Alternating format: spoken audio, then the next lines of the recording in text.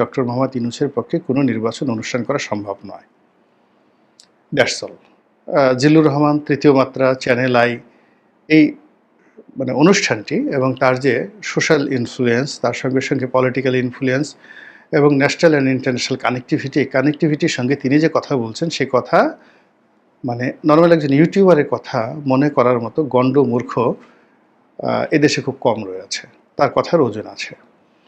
দ্বিতীয় যে ব্যক্তি তিনি নুরুল কবির সাহেব, সাংবাদিক নুরুল কবির সাহেব। এখন সাংবাদিক নুরুল কবির সাহেবের কতগুলো কথাবার্তা। উনি সবসময় ন্যায়ের পক্ষে কথা বলেন।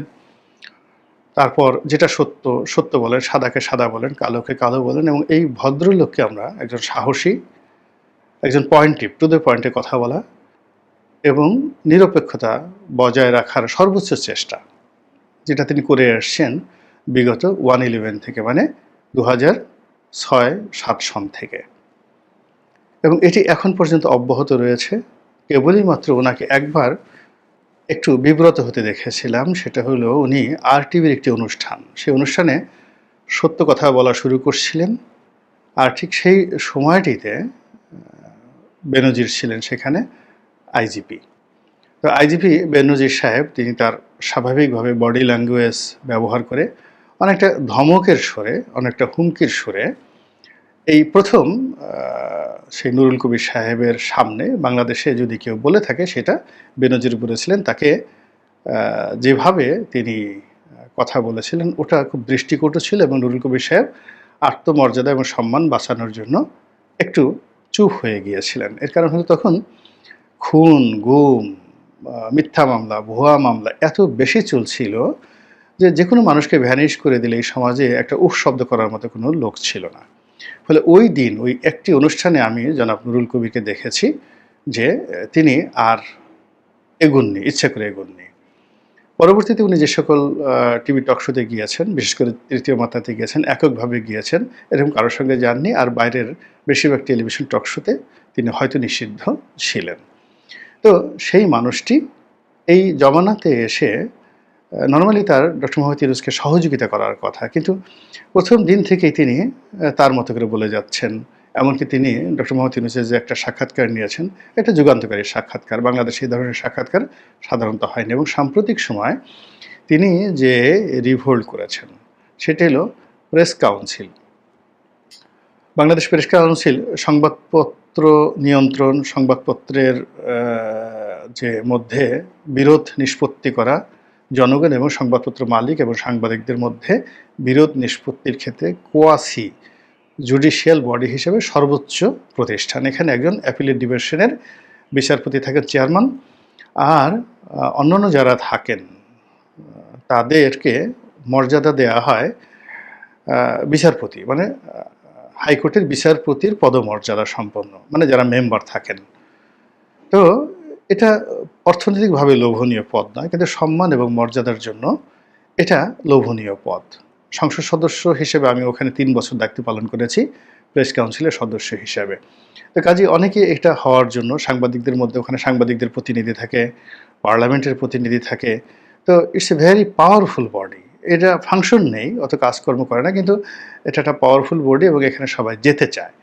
তো ওই জায়গাতে সদস্য হিসেবে তার নাম অন্তর্ভুক্ত করে সরকার একটা গেজেট প্রকাশ করেছে, সেইটা নিয়ে তিনি রিভোল্ট করেছেন এবং তিনি বলেছেন যে তার নামটি বাদ দেওয়া হোক। আর দ্বিতীয়ত হলো যে তার নামটি নির্ভুলভাবে এই যে সরকার লিখতে পারেনি, তো সেই সরকারের একটা মন্ত্রণালয়ের অধীন একটা বডিতে তিনি কাজ করবেন, এটা তার কাছে খুব অবমাননাকর মনে হয়েছে। It means the government is not functioning as well.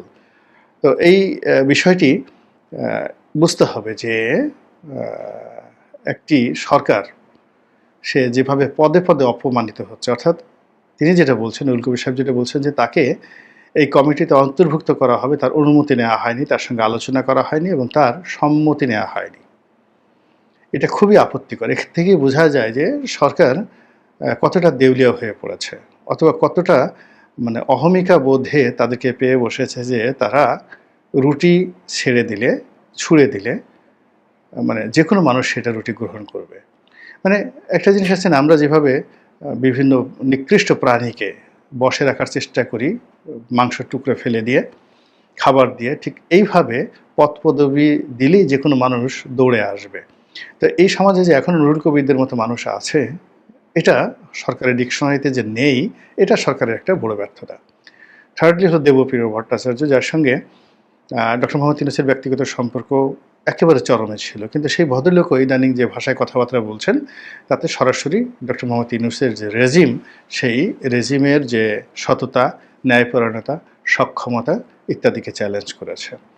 ফলে কি হচ্ছে যে আজকের আমার এই ভিডিওটাতে আমার কাছে মনে হচ্ছে যে এই যে এত বড় বড় জ্ঞানী মানুষ, আমি ৩ জনের নাম বললাম, আরও অনেকে সেই সিরাজ ইসলাম চৌধুরী, উনি বের হয়ে এসেছেন, আনু মোহাম্মদ বের হয়ে এসেছেন। তো ওনারা কিন্তু গত ১১ মাস ১২ মাস কথা বলেনি, তারা চোখ বুজে তারা ডক্টর মোহাম্মদ ইউনূসকে সমর্থন জানিয়েছেন। তো এভাবে যখন অনেক লোক বের হয়ে এসেছেন, তখন আমরা একটা স্থির সিদ্ধান্তে ইজিলি পৌঁছতে পারি যে এখন সরকার বা ডক্টর মোহাম্মদ ইউনূস যদি চানও, তিনি আসলে একটা সুন্দর নির্বাচন করতে পারবেন না। তার হাত পা অবশ হয়ে গিয়েছে, তার কণ্ঠে জড়তা এসেছে, যেটা খুব সুন্দরভাবে দেবপ্রিয় ভট্টাচার্য বলেছেন যে এরকম অবোধ সরকার, এরকম নিরীহ সরকার আর আমরা কখনো দেখিনি। মানে তার সারা শরীরে এমন শিশুসুলভ একটা যাকে বলে ভাবসাব চলে আসছে, যেটাকে আপনি বলতে পারেন অবোধ, মানে যার বোধ শক্তি নেই।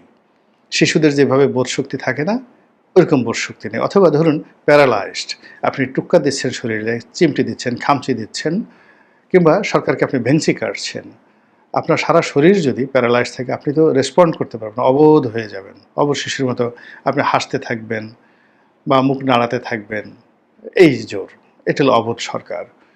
তো এইরকম একটা নিরপরাধ সরকার, মানে যে সরকারের মধ্যে কোনো অপরাধ বোধ নেই, সে সবসময় মনে করে আমার ভিতরে আমি একটা জান্নাতি, আমি সমস্ত বিচারের ঊর্ধ্বে, তো আমি সব কিছুর ঊর্ধ্বে, আমি যা বলবো তাই হবে।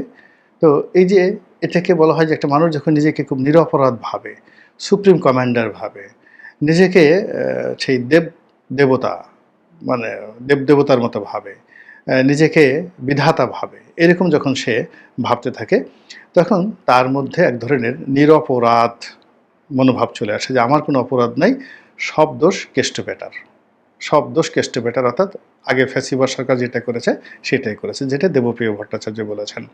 তো এরকম যে ন্যারেটিভগুলো চলে আসছে ডক্টর মোহাম্মদ ইউনূসের বিরুদ্ধে, সেই ন্যারেটিভ দিয়ে আর যাই হোক না কেন, নির্বাচনের মতো একটা জটিল, কুটিল, একটা চ্যালেঞ্জিং বিষয় করা বা হাত দেওয়া বা এটি পরিচালনা করা বলতে গেলে অসম্ভব। মহান আল্লাহ আমাদের সবাইকে হেদায়েত দান করুন এবং হেফাজত করুন। আসসালামু আলাইকুম রহমতুল্লাহি ওয়া বারাকাতুহু।